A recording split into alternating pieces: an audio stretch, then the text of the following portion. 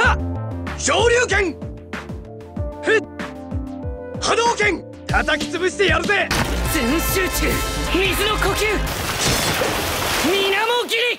大家好，歡迎收睇 Gadget Gang 嘅玩具情報，我係阿天。今次同大家開箱嘅玩具就有呢兩盒，呢一個呢，就係1:6嘅 Free Zero 嘅炭治郎嘅 figure， 而呢一個呢，就係 Storm Arena 1:12嘅街霸 Zero 阿 Ken 啊。咁我哋就逐個同大家開箱。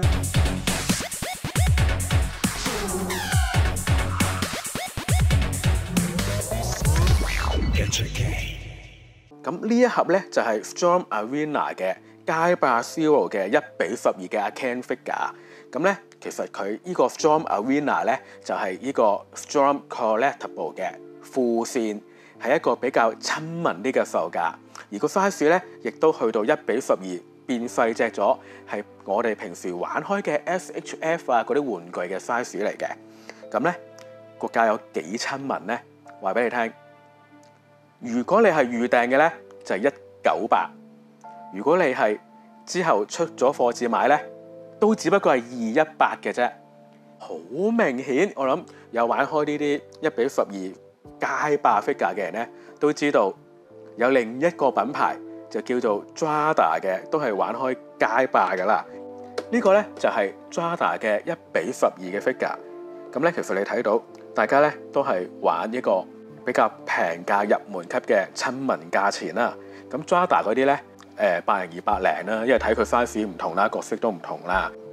咁不過咧，我要講講 Jada 咧，其實有一樣嘢係唔係咁好嘅，因為佢係美國嘅一個包裝啦，咁用個紙盒就當然冇咁靚啦。而最麻煩嘅就係攞出嚟嗰陣咧，因為咧好似啲 Mattel 啊、孩之寶啊嗰啲玩具咧，佢全部咧都係幫嗰個 figure 咧翹晒啲繩啊，咁貼住嗰個吸索嗰個位嘅。你攞出嚟咧就好麻煩嘅，你要先戒斷佢啦。咁你又驚戒到個公仔，又驚戒親手啦。仲要係唔止一條嘅啲手手腳腳啊咁啊，咁配件又有嘅，攞出嚟咧係好麻煩嘅。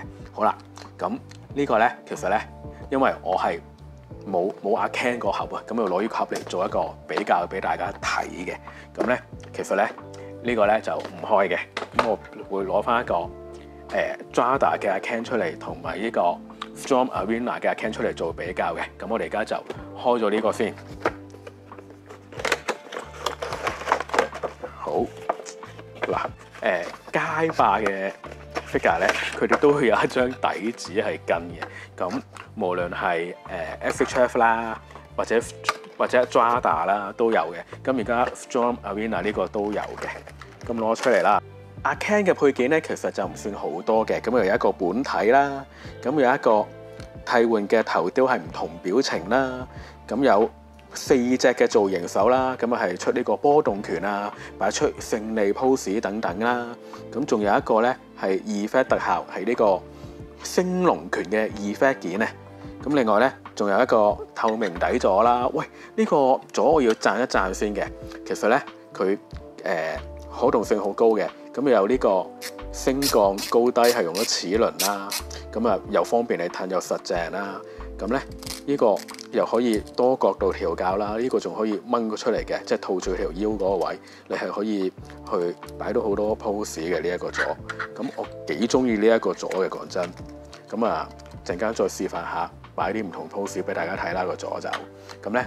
配件方面同埋仲有呢一張嘅底紙嘅，咁你可以咁樣擺落去，見到阿 Ken 咁樣係啦。咁啊未必好有用，但係咧如果你就咁一個公仔咁擺下 pose 影下相咧，其實咧呢個咧都唔錯嘅。咁我哋咧而家就睇下呢個阿 Ken 嘅造型先。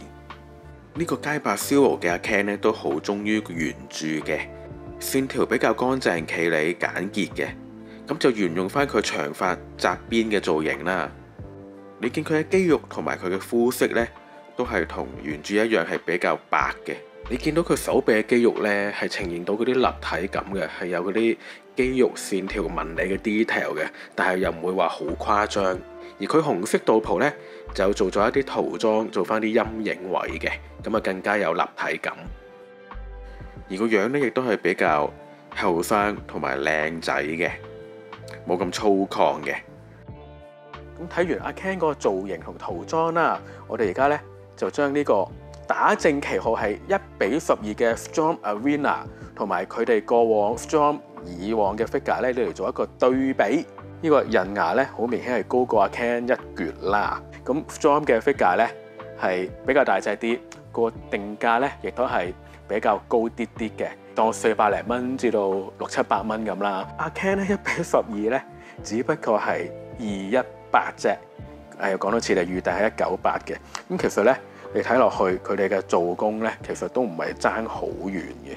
即係佢 Storm 以前嘅公仔咧，呢啲肌肉咧係軟膠包膠嘅，係呢個咧阿 Ken 咧其實都係嘅。1:12呢個阿 Ken， 你佢個 body 咧，即係身體呢個位咧都係包膠嘅。我撳俾大家睇下，嗱係軟膠嚟嘅，係一個包膠嘅軟膠嚟嘅。咁我同過往大隻啲嘅 Storm 咧，即係呢個幾百蚊嘅玩具咧，係一樣用咗同一個技術嚟做嘅。所以咧，呢一個1:12嘅 Ken 咧，就可以話係相當抵嘅，好抵玩同埋過癮嘅。咁咧，我哋之後咧就將呢個 Storm Arena 嘅 Ken 同埋 Drada 嘅嚟個對比先。兩隻阿 Ken 係啦，哇！你見到其實遠睇其實好似嘅，咁因為都係阿 Ken 啦。不過咧 Drada 呢個咧就係街霸2嘅阿 Ken。而 Storm Arena 呢個咧就係街霸 Zero 嘅阿 Ken。咁其實街霸 Zero 咧當年係有叫中文譯做少年街霸啦。咁其實係後生啲嘅時期嚟嘅，所以你見到呢個阿 Ken 咧都係好似後生啲，個樣都靚仔啲嘅。呢一個嘅 Drada 嘅阿 Ken 咧用呢個街霸2嘅造型啦，咁啊好似粗獷啲咁樣啦，做得冇咁靚嘅。而且咧，大家覺得佢似唔似 He-Man 咧？唔係 He-Man 係 He-Man 啊！如果兩個一對比咧，你就會發現呢個 Drada 嘅阿 Ken 咧個皮膚係偏黃嘅，係好似好黃咁樣嘅。後生咁曬下老咗，咁啊曬到黃咗啊，定係點？咁如果就咁睇兩隻肌膚嘅顏色咧，街霸 Zero 嘅阿 Ken 咧嗰個膚色係靚啲嘅，以玩具嚟計。如果件衫嚟講咧，即係佢喺紅色嘅衫啊，或者對腳嗰條褲嗰啲位咧，佢都係做咗一啲布嘅紋理嘅。街霸 Zero 嘅阿 Ken 嗰件衫咧，膊頭咧就做咗一啲舊化爛爛地嘅位啦，咁就粒粒突突咁樣啦。而大家嘅衫都係用咗一個軟膠去做啦，由道袍嗰條帶咧都係一個軟膠啦，用咁穿着嘅方法都係差唔多啦。髮型頭髮方面咧，街霸 Zero 嘅阿 Ken 咧個頭髮咧嗰個雕刻咧好似係細緻啲嘅，多啲嘅嗰啲黑紋都係比較。街霸2嘅阿 Ken 咧嗰啲頭髮係比較粗糙啲，雖然佢有啲橙橙地嘅陰影效果，但係做得唔靚嘅。同埋咧，你見到佢嗰啲膠咧有啲岩巉啊，完成度唔算好高嘅，有啲披口係爭啲嘅。咁跟住咧，我就會測試呢兩個阿 Ken 嘅可動性俾大家睇嘅。咁先説呢個 Storm Arena 嘅阿 Ken 啦，咁佢頭部咧就可以左右移啦，但係可動性一般，因為俾佢嘅頭髮擋住咗嘅。雖然佢入面都係一個波災啦。咁一對手咧，水平提升到大字型咧係冇問題嘅。而向上舉起啊，或者做一個360度旋轉咧，都完全係輕易做到嘅。咁佢上手臂嗰度咧，就有一個可以水平旋轉360度嘅關節啦。手踭嗰度咧，都係用咗一個雙重關節啦。咁佢屈曲嘅貼合程度咧係好大嘅，手腕幾乎貼住晒個上手臂嘅。而手掌嗰度咧，就都係一個波災咁樣啦。有一定嘅可動性啦。要特別講一講係佢個膊頭啊，其實佢個膊頭咧可以令到隻手咧傾向前嘅。咁啊，除咗件衫俾大家睇會清楚啲，可以見到啦。佢膊頭嗰個位咧喺個 body 入面咧有一橛嘅關節咧係可以成個拉出嚟，將隻手向前延伸嘅。咁啊，令到佢咧隻手可以做到更加大幅度嘅動作嘅。交叉手嘅動作咧係完全冇問題嘅，係做到嘅。呢個動作咧其實真係好少 figure 做到嘅。咁做翹手啊當然冇問題啦。咁我哋睇下佢條腰嘅關節，哇！佢條腰都真係好厲害。喺呢個胸部同腹部度呢，有一個關節係可以水平旋轉大概90度啦，係可以180度、360度都得嘅，係幾厲害嘅。咁條腰都係啦，係可以做一個360度旋轉嘅。咁最勁呢，都係佢腹肌嗰度嗰個關節，可以咧向前彎曲大過90度嘅彎曲嘅。而向後呢，都係可以差唔多有90度，真係好誇張。條腰嘅可動性呢，係同類型嘅 figure 咧都好少有嘅。跟住睇下對腳啦，咁做個橫向一字馬係冇問題嘅。咁佢髖位嗰度嘅關節呢，其實係一個兩邊都係波狀嘅蝴蝶關節呢，就連住對腳嘅。咁所以呢，咁佢隻腳呢，就可以稍微延伸拉長咗隻腳，咁樣呢，就可以輕易做到踢腿高過90度，前後一字馬係冇問題嘅。咁甚至乎呢，佢可以做到踢腿呢，踢到去高過個頭嘅動作都得嘅。咁呢一個踢腿呢，真係阿 Ken 嘅招牌動作嚟嘅。咁大腿嗰度呢，都有一個水平旋轉嘅關節啦，而膝頭哥關節呢，亦都係做咗兩重啦。屈曲嗰陣呢，小腿同大腿嘅後邊呢係可以貼住嘅。褲腳駁住腳嗰位呢，都有一個水平旋轉嘅關節嘅。而腳掌嗰度呢，就用咗波哉啦，同埋佢個腳掌呢，都係好似 SHF 咁，中間有一個關節嘅。跟住我哋睇下兩個阿 Ken 嘅肌肉啊。Storm Arena 嘅阿 Ken 呢，啲肌肉紋理做到好靚嘅，真係。雖然佢用咗兩種唔同質料啦，但係個顏色咧都係好統一嘅。而 Jada 嘅阿 Ken 呢，嗰啲肌肉咧就有少少誇張咗，而且最大問題咧就係佢唔同顏色啊，分咗兩節色啊。佢心口嗰橛嘅色咧，同埋手臂啊同其他腹部嗰啲顏色係唔同嘅。而佢喺肌肉上面做嗰啲陰影嘅塗裝呢，亦都做得比較誇張咗，係重手咗啲嘅。咁可能係迎合翻佢街霸2嗰個風格嘅需要啦。我自己呢，就中意 Storm Arena 嗰種肌肉嘅處理，唔會有啲好誇張嘅陰影嘅。如果你揸上手過玩過嘅話呢，你會覺得其實Jada 嘅街霸 figure 啦，即係我都玩過好多隻，佢啲關節呢係有啲棘地嘅，即係你喐佢嗰陣咧，係唔係好順暢，會卡卡地嘅，會令你覺得有少少好似驚啊，會唔會卡住啊？食住會唔會扭陣斷嘅感覺嘅？但係咧又冇試過斷嘅，只不過唔係好順咯，感覺係棘地嘅。呢啲好似有時有啲美國廠嘅多關節玩具都有呢個毛病，但係還好佢唔斷就 OK 啦，你都可以大膽咁扭嘅。呢個 Storm Arena 咧就啲關節好順嘅，係冇呢個毛病嘅，係啦，佢順之餘咧都實淨嘅。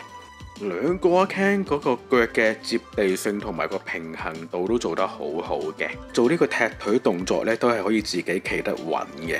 Storm Arena 呢一個咧就誇張啲，可以踢得高啲，而且咧佢條腰嘅可動性真係好誇張，直頭可以做到啲體操嘅動作咁啊！可動性方面咧係完勝 Jada， 咁佢配合埋嗰個好靚嘅透明底座，加埋嗰個特效件咧，就可以擺出呢個升龍拳嘅 pose。咁當然啦，波動拳嘅姿勢都係冇問題啦。不過就冇出波特效件啫，但係咧你可以攞 Jada 或者 SHF 嗰啲特效件嚟玩嘅。咁最尾嚟個總結啦。咁首先講一講，我認為咧呢個 Storm Arena 嘅阿 Ken 咧係完勝呢一個 Jada 嘅阿 Ken 嘅。當然咧佢哋兩個咧都係1:12啦。而且個定位啊，各方面價錢啊，都係好親民啦。配件亦都好似啦，亦都係大家嘅包裝都好類同。我諗打嗰個對象 target 咧，都係嗰班人添㗎啦。Storm Arena 咧喺製作質素方面咧，係遠遠超出我嘅期待嘅。佢甚至係即係連 SHF 都比唔上嘅，我覺得係啦，佢係真係接近翻 Storm 本身嗰啲 figure 嘅，咁呢個價錢係好抵嘅。不過咧，因為佢係街霸 Zero，而呢 Jada 係街霸2，咁所以咧咁你儲開呢個街霸2嘅角色，咁Jada 都係爭幾個啫，我諗應該都會儲埋佢嘅。咁當然啊 ，Storm Arena 呢個1:12系列都係啱啱起步啦。咁有阿 Ken 啦，跟住嚟緊係有阿龍啦，跟住再有係呢個 Tiger 佬薩加啦，跟住好似仲係有呢個戴眼鏡嗰個軍佬嘅，我覺得係值得儲嘅。但係你唔知等幾耐先儲得齊啊，因為街霸 Zero3咧係有好多個角色嘅，我印象中係有起碼30-40個嘅。咁大家可以儲齊或者揀嚟儲啦。而我最期待嘅咧就係佢嚟緊出多啲角色咧，咁佢出多啲effect件啦，好似波動拳啊、升龍拳啊、一啲旋風啊、手刀啊嗰啲，或者一啲特效 effect 咁去出多啲嘅，咁可以大家撈亂嚟玩啦。咁如果中意街霸或者中意1:12 figure 嘅咧，呢個 Storm Arena 嘅 Ken 咧，我都係好推薦嘅。哇！咁呢一盒嘅炭治郎1:6嘅 figure 咧，我都等咗好耐㗎啦。其實上年咧喺呢個動漫節嘅 Free Zero 嗰個 booth 嗰度咧，我見到呢個炭治郎咧就已經好中意㗎啦。中意啲咩咧？係啦，就係中意佢呢個水之呼吸嗰個 effect 件啊，真係做得好靚嘅。當然成個 figure 都好靚啦。我哋睇下佢盒先。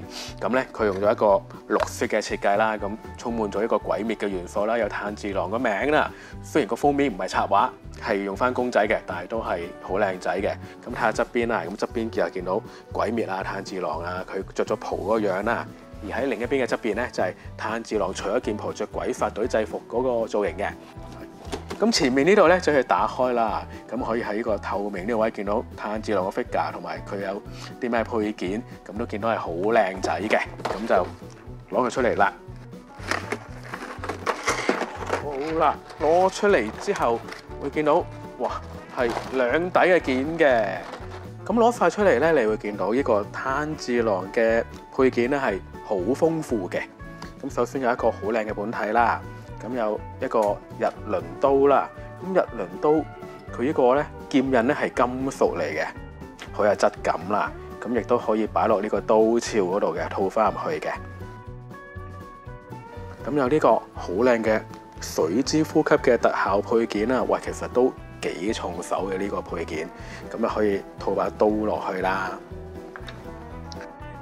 咁有呢一個。係啦，可以俾佢孭住喺背脊嘅，裝住禰豆子嗰個木箱啦。咁當然呢一個係膠嚟㗎啦，咁佢可以打開蓋啦，都係。咁當然入面係空㗎啦。咁咧，我自己覺得如果佢可以跟埋一個迷你嘅禰豆子咧，就更加好啦。咁啊，唔知係咪喺佢之後出禰豆子嘅時候咧，先至會跟一個禰豆子俾你可以擺入去咧？咁我係期待嘅。咁另外咧，呢個佢嘅袍當然就唔少得啦。咁呢件袍咧都好滑嘅，係見到同埋車工都好靚啦。咁啲料摸上去都好靚啦。而最重要咧就係佢嗰個三腳呢個位係內藏咗鐵線嘅，咁可以俾你擺啲造型嘅。而造型手方面咧，可以見到有一對自然嘅造型手啦，一對攤開手掌嘅造型手。咁有兩對唔同揸劍嘅造型手啦，斜揸同直揸啦，仲有一隻咧剔起個劍托嘅一個造型手嘅。咁除咗手掌有做嗰啲傷痕之外咧，手背都有做翻啲陰影嘅塗裝嘅。咁呢個咧抽嗰啲鬼嗰啲血嘅刀仔啦，白色嗰個咧就係佢全集中個呼吸特效件。咁樣方面咧，除咗本體呢個正常溫柔靚仔樣之外咧，仲有一個戰鬥嘅樣啦，同埋有一個呢個搞笑一個鬥士眼嘅呢個懵仔樣啦。咁咧你可以見到佢嗰個換嗰個造型面咧，都係有晒呢個耳飾嘅，係一個牌咧都係定住嘅，相當 detail 嘅。戰鬥嘅造型面咧，入面有個位係有個磁石嘅。咁換咗呢個樣之後咧，就可以將全集中嗰個特效件咧黐喺佢嘅嘴角嗰度啊，咁就好似佢噴氣咁樣嘅。咁我哋咧而家就睇下呢一個炭治郎嘅造型先。咁首先我哋睇個頭啦，其實佢對眼咧係做得好靚嘅。佢一個用咗光面嘅貼紙啦，唔係燒光啦。咁做出嚟咧，其實係有一啲類似嗰啲玩嗰啲公仔、女仔公仔嘅眼珠嘅感覺嘅。咁佢個頭髮個髮型咧，亦都係做得相當靚嘅。你見到咧嗰啲勾啊、尖刺位咧都係好 sharp 嘅。咁當然你摸落去咧都係吉吉地嘅。咁玩嗰陣就小心啲啦。咁同埋佢個髮型嗰個髮尾咧都做翻少少嗰個紅紅地色落去嘅。咁個塗裝都係好靚嘅。咁呢個頭髮咧，我係覺得好中意嘅。咁睇埋全身啦，咁佢係一個鬼殺隊嘅制服啦。咁背脊咧就有呢個滅字啦。而腰帶方面咧，亦都係一個膠嘅腰帶啦。咁啊，真係可以套落去同拆出嚟嘅。咁去到條褲嗰個位啦，咁你見到條褲咧係做晒呢個摺位嘅，呢啲一啲打雜嘅摺位做出嚟嘅，咁就營造到一個燈籠咁嘅效果啦，即係上窄下闊嗰個效果。咁而其實你摸上手咧，佢小腿褲管呢一個位咧，佢入面咧係包咗一啲海綿喺入面嘅，咁就係去撐翻喺佢呢個褲腳嘅。咁即係唔係純粹靠呢個車摺呢個位去做到呢個效果，而係入面咧攝咗啲嘢落去咧，去晾起佢，咁就保持住呢個動畫嗰個效果。而褲管下面咧就係炭治郎小腿嗰個咧係包咗一啲類似白布啊、繃帶之類咁嘅嘢啦。咁亦都係有做一個少少舊化陰影嘅塗裝啦。咁見到呢個件係分開咗兩件嘅。咁啊，貨力可動性高啲啦。而到腳掌呢個位啦，佢係一個着咗人字拖嘅腳掌啦。令我驚喜嘅係咧，佢呢個人字拖連隻腳呢個位咧，佢竟然唔係一嚿膠，而係佢隻腳咧係着咗一對布質嘅襪，先至再插落呢個人字拖嗰度嘅，而且仲有一定嘅可動性。喂，呢個我係有驚喜嘅。咁睇完呢個炭治郎嘅本體啦，咁我就唔會特別試佢呢個可動性嘅，因為1:6嘅 figure 嘅可動性都係偏高啦，而且 free flow 嘅 body 嘅可動性，我諗大家都會清楚噶啦。咁所以咧，我就會將佢裝備唔同嘅衫啊、武器啊、換面啊，咁示範一啲唔同嘅 pose 俾大家睇。咁大家睇到佢擺到咩 pose 就知佢可動有幾高啦。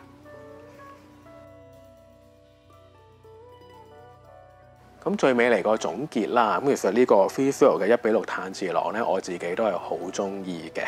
咁一來我都中意鬼滅呢套嘢啦，而且佢呢個炭治郎我覺得係做得好嘅，因為有好多細位我係估唔到嘅，例如佢呢個特效二番件係用磁吸黐落塊面嗰度啦，同埋佢嘅耳環咧係真係做翻一個有條繩定住個耳環啦。咗嗰件衫做咗個鐵線咧，方便去擺造型咧，呢啲都係細心嘅。仲有金屬嘅刀刃啦，好多都係我原本估唔到嘅嘢嚟嘅，係有驚喜嘅。講真，咁係千零蚊咁有呢個咁樣嘅質素咧，我覺得係 OK 嘅。咁我期待之後咧會出埋離豆子啦，配埋一齊啦，咁再加個迷你嘅離豆子擺翻落去佢個木箱嗰度啦。另外都期待其他角色啦，好似閃電仔啊、豬頭啊，同埋呢個火柱大哥咁樣出場啦。咁好多都想儲嘅，咁啊希望佢嗰個進展可以快啲，盡快出到多啲啦。咁玩完玩具啦，又到呢個 news 玩具情報嘅時間，又講下我最近咧去咗啲咩玩具 ACG 相關嘅活動啊、展覽啦。我最近咧就去咗一個觀塘嘅一個玩具展，係一個獨立玩具單位Li-Toy嘅一個展覽啦。咁佢哋係一個香港獨立玩具嘅組合啦，一男一女啦。今次咧佢哋就同呢一個日本玩具嘅設計師 Dihara 就合作。喺佢哋新嘅 gallery 嗰度咧，就搞咗個小型嘅展覽，咁啊交俾佢哋嘅設計師阿華去講下先。介紹佢先，好歡迎大家嚟到我哋Li-Toy 同埋 Dihara 嘅展覽啦。咁我哋今次呢個聯展咧，就係將我哋 Li-Toy 同埋 Dihara 嘅以前出過嘅唔同類型嘅玩具組裝，拆開再合翻埋一齊，再上色咁樣組合，做成好多我哋加埋應該有120件左右嘅 artwork， 同埋加埋少少 painting， 咁就都好豐富嘅個場面，同埋我哋嘅大會今次都有少少 souvenir 係配合翻今次嘅展覽嘅，咁大家可以有興趣可以嚟呢邊選購同埋欣賞下。展期我哋至到今個禮拜 Weekend 15號最後啦，咁大家有時間再過嚟睇下啦。Thank you。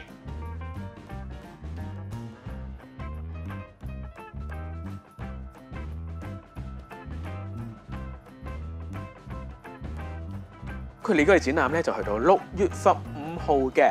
咁如果大家咧對於啲設計玩具啊、壓胎啊有興趣，又想支持下本地嘅玩具單位咧，就記得去睇下啦。咁呢條片咧嚟到尾聲啦，咁多謝大家睇到尾啦。咁如果中意呢條片或者中意呢一個玩具嘅話咧，亦都可以讚好同埋分享影片俾朋友嘅，同埋記得訂閱我哋 Gadget Gang 嘅 channel 啦。咁如果對於兩個玩具有啲咩評語咧，亦都歡迎留言同大家分享下你哋嗰個感受嘅。好，係咁先，拜拜。